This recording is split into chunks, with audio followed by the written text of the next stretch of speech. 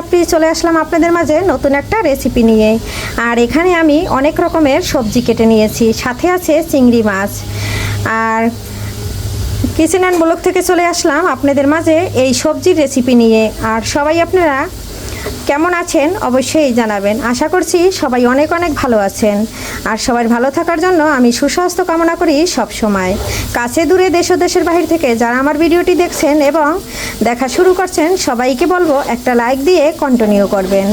আর এখানে সবজিগুলো কেটে বেছে ধুয়ে নিয়েছি। চিংড়ি মাছটা ভেজে ফ্রোজেন করে রেখে দিয়েছিলাম, সেইটাই নিয়েছি। এখন আমি এক এক করে রান্না করে নেব। আর সঙ্গে থাকুন আমি কিভাবে রান্না করি বন্ধুরা।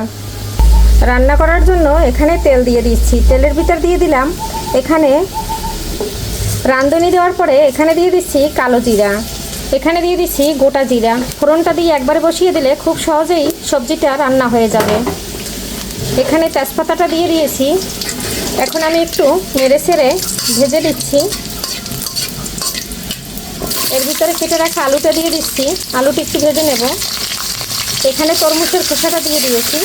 আর আলুটা আমি একটু ভেজে নেব। তরমুজের খোসাটাই একটু জাল লাগে। দিয়ে দিচ্ছি অল্প একটু লবণ। আর এখানে দিয়ে দেবো একটু হলুদ। হলুদটা দিয়ে খুব সুন্দর করে একটু ভেজে নেব। এখন নেড়ে ছেড়ে দিচ্ছি। একটু ভাজা করে নিলে তারপরে কিন্তু এই যে তরমুজের যে খোসাটা আছে এটা খেতে দারুণ লাগে। তাই কিন্তু আলু আর তরমুজের খোসা একসাথে আমি ভেজে নিচ্ছি।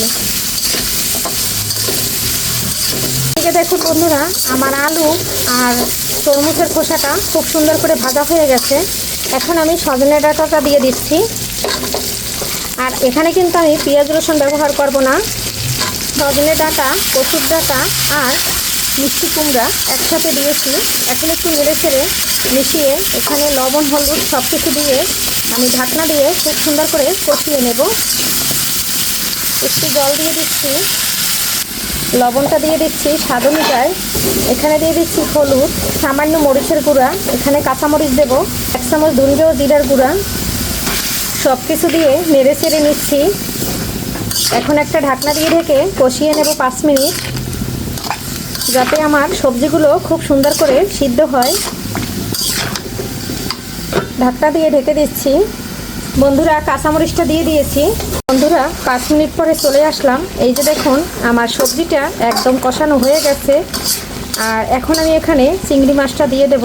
আর এই যে সজনে ডাঁটাটাও একদম সিদ্ধ হয়ে গেছে, কুমড়াটাও একদম সিদ্ধ হয়ে গেছে। আর এখানে অল্প পরিমাণে জল দেব বন্ধুরা। আর জলটা কিন্তু আমি গরম জল দেব। এখানে দিয়ে দিলাম চিংড়ি মাছ। বন্ধুরা এখন এই যে অল্প পরিমাণে জল দিয়ে দিচ্ছি, গরম জল। এই যে আর দিব না, একদম মাখা মাখা ঝোল, একদম মাখা মাখা ঝোল। 5 মিনিট রান্না করে নামিয়ে নেব বন্ধুরা। আর এই বিভিন্ন ধরনের সবজি এইভাবে রান্না করলে চিংড়ি মাছ দিয়ে দারুণ লাগে বন্ধুরা খেতে। বন্ধুরা এদিকে সবজিটা আমার রান্না হয়ে গেছে। এই পর্যায়ে দিয়ে দিচ্ছি একটু জিরার গুঁড়া। এখানে জিরার গুঁড়োটা এখন দিয়ে দিচ্ছি। আর বন্ধুরা কত অল্প সময়ের ভিতর আমার এই সবজির রেসিপিটি রান্না হয়ে গেছে। আপনারাও চাইলে ঝটফট এরকম সবজি রান্না করে নিতে পারেন অল্প সময়ের ভিতরে। দেখতে যেরকম লোভনীয় হয়েছে, খেতে কিন্তু বন্ধুরা দারুণ লাগে।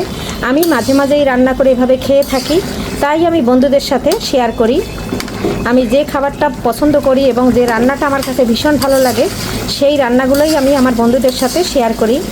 আর আমি কিন্তু সবসময় বন্ধুরা আমার মতো করে রান্না করি। এই যে নেড়ে চেড়ে নিলাম বন্ধুরা। এখানে একটু ধনেপাতা দিয়ে দিলাম। এটা কিন্তু বড় ধুঙ্গের পাতা। এখন দিয়ে নেড়ে চেড়ে একদম নামিয়ে নিচ্ছি, কারণ এটা দিয়ে কিন্তু জাল দেবো না, খুব সুন্দর একটা ফ্লেভার আসবে। এই যে ফাইনালি রান্নাটা হয়ে গেছে, এখন নামিয়ে নিচ্ছি বন্ধুরা। ফাইনালি কিন্তু একদম নামিয়ে নিয়েছি। কেমন লাগলো আমার সবজির রেসিপিটা চিংড়ি মাছ দিয়ে জানাতে কিন্তু ভুলবেন না। সবাই ভালো থাকবেন, সুস্থ থাকবেন। আজকের মতো সুস্বাস্থ্য কামনা করে এখানেই বিদায় নিচ্ছি। আবারও দেখা হবে নতুন কোনো রেসিপিতে। বাই।